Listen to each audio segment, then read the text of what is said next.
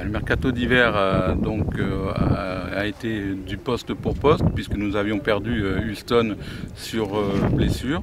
Donc nous avons pris le joueur Salif Keita, qui est un jeune international Centrafrique, qui est avec nous depuis 8 jours. C'est un défenseur central droitier. Maintenant, il faut qu'il s'acclimate et je pense que ça sera le renfort recherché et le remplaçant de Tony Houston.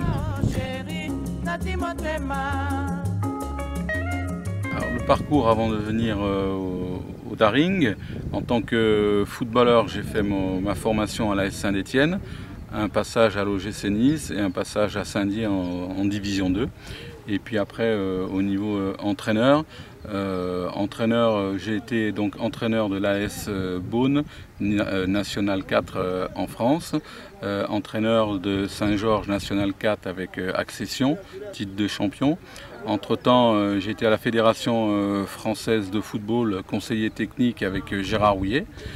Puis, en tant qu'entraîneur, j'ai pris le club de Gap au niveau national 4 et national 3, pardon, national 4, excusez-moi, et monté en national 3. Le club de Fréjus, national 4, monté en national 3. Puis, en tant que coach, des expériences à l'étranger. Donc à Chabab en Arabie Saoudite, en tant que responsable de la formation, responsable des U17 et de l'équipe olympique, titre de champion, et adjoint à Michel Prudhomme, donc champion d'Arabie Saoudite. Après, j'étais au club africain en Tunisie, directeur technique du club africain, où nous avons été titrés à 6 fois. Puis par l'UEFA m'a été proposé un projet en Arménie pour mettre en place la formation dans le pays d'Arménie, où j'étais directeur de la formation et sélectionneur national des U15, U16, avec le titre aussi de champion. Entre-temps, mon expérience au club professionnel en France avec monsieur Giroud à la JO Auxerre, qui m'a sollicité pour prendre la responsabilité de tout le recrutement de la JO Auxerre. C'est ce que nous avons fait. Donc, entre autres, en découvrant, formant des joueurs comme Sagna, comme Kaboul, comme Diaby, voilà, avec des titres de champion et la Coupe de France à la JO Auxerre.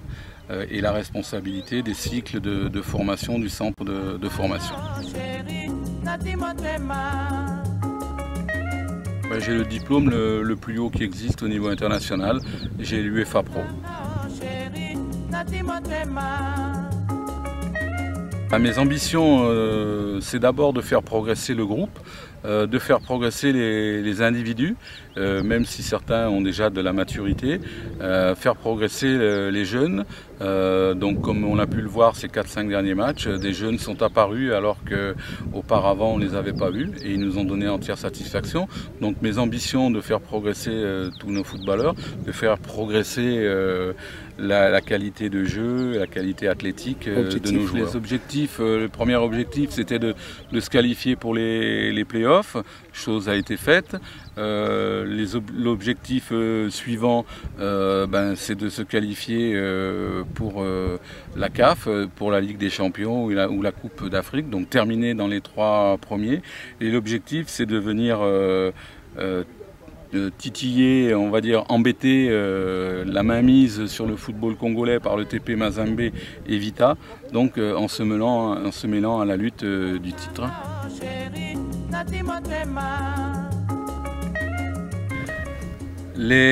Oui, nous sommes satisfaits de l'effectif que nous allons avoir à notre disposition pour les playoffs. On a renforcé poste pour poste, donc comme on l'a dit tout à l'heure, Houston, Caboret, et puis on a pris un petit jeune en formation devant. On aurait aimé faire un attaquant axial. mais on s'est fait déborder par le temps et malheureusement cela n'a pas pu se concrétiser.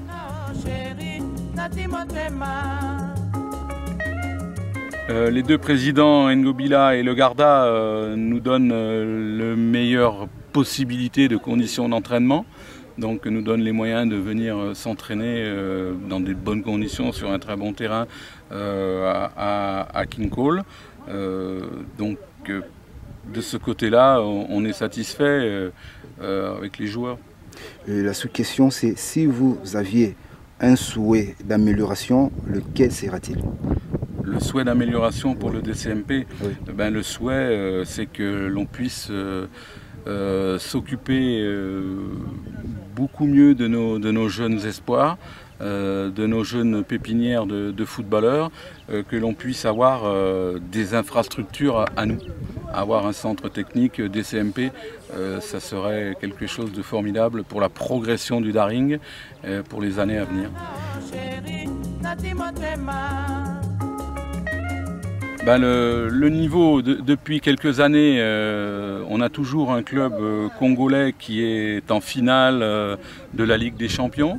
On a eu un bon comportement de la CAN l'année dernière des Léopards A.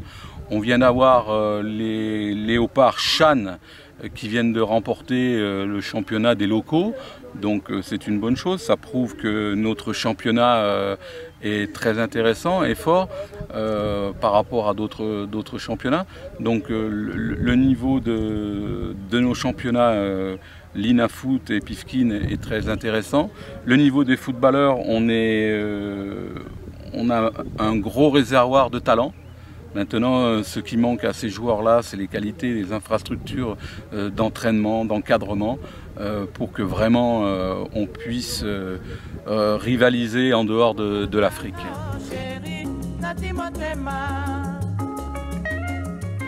Je n'aime pas ce type d'expérience où on fait jouer un joueur à 3 postes.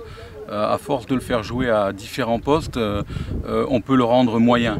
Je verrais plus Yannick sur un poste de latéral et qui se fidélise à ce poste-là et qui devienne très performant à ce poste-là, au lieu d'être un bon joueur à des postes différents. Ricky était un très bon joueur en milieu offensif la saison dernière, mais le niveau n'était pas le même. Maintenant, on l'utilise sur le côté parce qu'il n'a pas suffisamment d'influence et de volume de jeu en dessous de l'attaque et pour animer l'attaque. Manque de personnalité et manque d'expérience à ce niveau-là.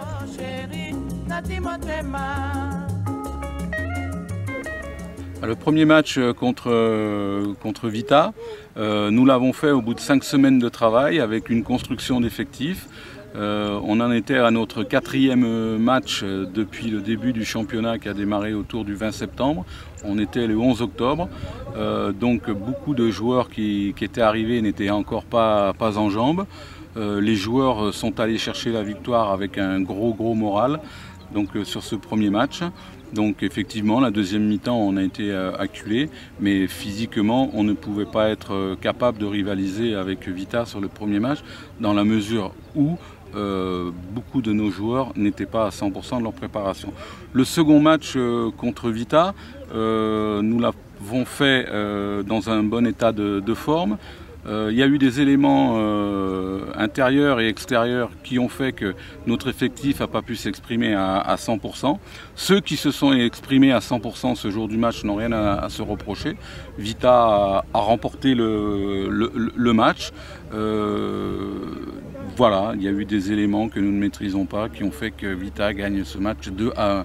Maintenant, dans notre objectif, comme on l'a dit tout à l'heure, c'est bien entendu d'être prêt athlétiquement, surtout pour tenir 90 minutes et plus à tous les matchs. C'est ce que l'on travaille depuis maintenant un mois. Oui, pour conclure notre entretien, quel message pouvez donner à tous les gens qui ont posé leurs questions par rapport à cette équipe de Club Motema Pembe? Eh bien, tous, je les remercie déjà de poser ces questions-là. Sachez pour moi, je reste ouvert à tout, il n'y a aucun problème, je suis disponible. Je souhaite qu'ils continuent à nous soutenir, tant par leur message d'encouragement, par leur présence au niveau des matchs, et qu'ils nous fassent confiance. On travaille pour que le Daring soit au haut niveau, pour que le Daring puisse être l'un des drapeaux, des porte-drapeaux du football congolais, avec le TP Mazembe et Vita, qui sont les clubs phares, bien entendu, en dehors de nos frontières. Merci.